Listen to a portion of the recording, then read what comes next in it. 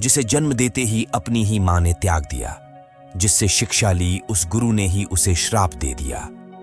राजा बनने पर भी किसी ने स्वीकार नहीं किया, जिससे प्यार किया उससे भी शादी नहीं हो पाई। इतनी शक्तियां होने के पश्चात भी अंत समय में उसका उपयोग नहीं कर सका। यहां तक कि युद्ध में भी छल से उसे हरा दिया गया। और तो और जीते जी महान होकर भी कभी महान नहीं बन सके। लेकिन आज के इस कलयुग में उस महारथी को अर्जुन से ज्यादा प्रिय माना जाता है, जिसने अपने शौर्य और विवेक के सामने परशुराम को झुका दिया और इंद्र को हरा दिया था।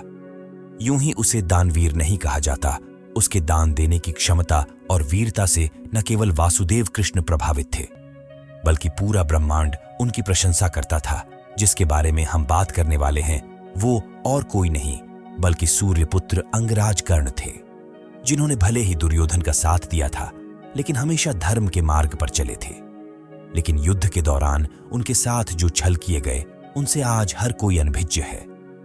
आज के इस वीडियो में हम यही बात करेंगे कि भगवान श्री कृष्ण के सामने ऐसी कौन सी घड़ी आन पड़ी थी, जिस कारण से स्वयं उनको भी कर्ण के साथ छल करना पड़ गया।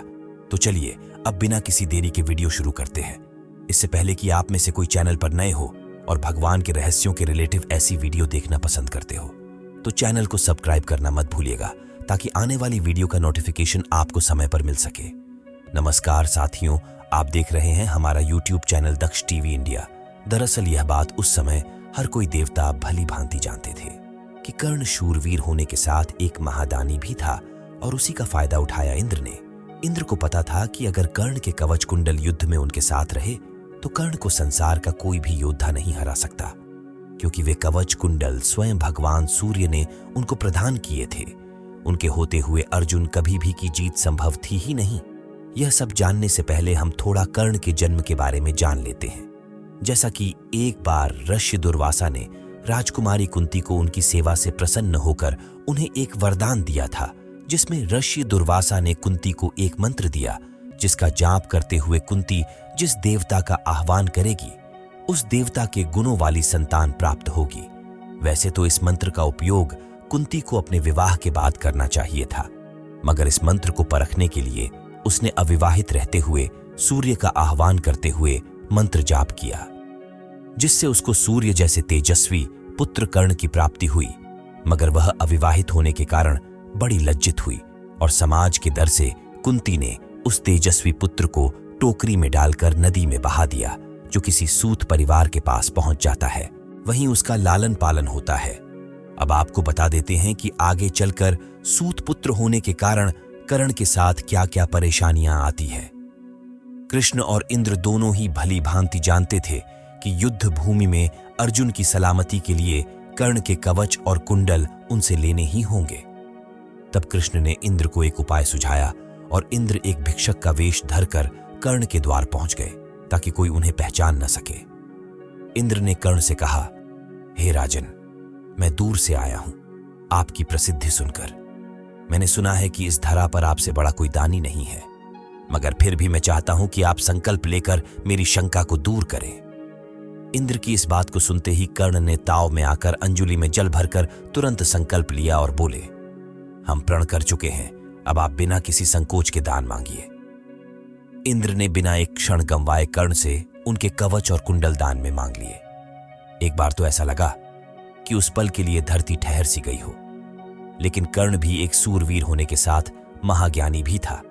उन्हें पता चल गया कि दान मांगने वाला कोई और नहीं इंद्र है, और अपने पुत्र अर्जुन की सलामती के कारण उनसे छल करने आए हैं।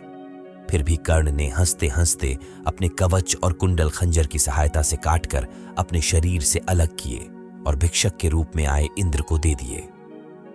इस दान से इंद्र की नजरों में कर्ण के प्रति सम्मान कई गुना बढ़ गया, क्योंकि इंद्र और कर्ण पहले से दुश्मन थे।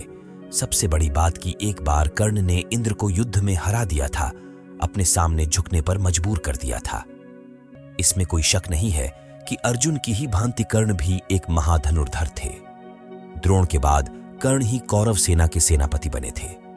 कर्ण और अर्जुन के बीच भयंकर युद्ध हुआ, जिसका कोई निष्कर्ष नहीं निकल पा रहा था। कभी कभी तो ऐसा लगता था कि अर्जुन का अंत कर्ण कर ही देंगे।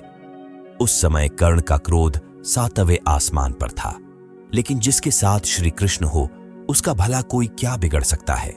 श्राप के कारण जब युद्ध के बीच कर्ण के रथ का पहिया जमीन में ढंस गया, तब कर्ण उस पहिए को रथ से उतरकर निकालने लगे।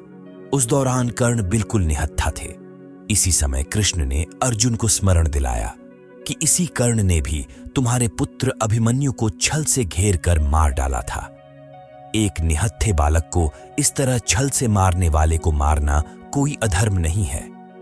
कृष्ण की बात सुनकर अर्जुन ने पहिया निकालते हुए निहत्थे कर्ण के गले पर अपना बाण चला दिया और कर्ण का अंत हो गया। भले ही श्री कृष्ण ने अर्जुन को ऐसा करने को कहा हो, लेकिन श्री कृष्ण को यह भली भांति पता था कि पहिए निकालते हुए कर्ण के हाथों में उनका विजय धनुष नहीं था, और अगर कर्ण के हाथ उसका धनुष आ गया तो उसे हराना किसी के लिए संभव नहीं हो पाएगा, क्योंकि वो धनुष कोई ऐसा वैसा धनुष नहीं था।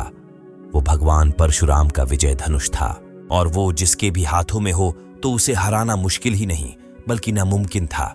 इन बातों का कृष्ण को स्मरण था, तभी तो कर्ण की मृत्यु पर श्री कृष्ण की आंखों से भी पानी आ गया, क्योंकि यह बात स्वयं भगवान श्री कृष्ण को पता थी कि कर्ण जैसे भी हो वे अपने धर्म पर अडिग थे। उन्होंने कौरवों का साथ केवल अपने मित्रता को निभाने के लिए दिया था, लेकिन फिर भी कौरव पक्ष में रहते हुए भी कर्ण ने कभी भी धर्म के विरुद्ध आचरण नहीं किया। वैसे क्या कर्ण की इन बातों के बारे में आप में से किसी को पहले से पता था?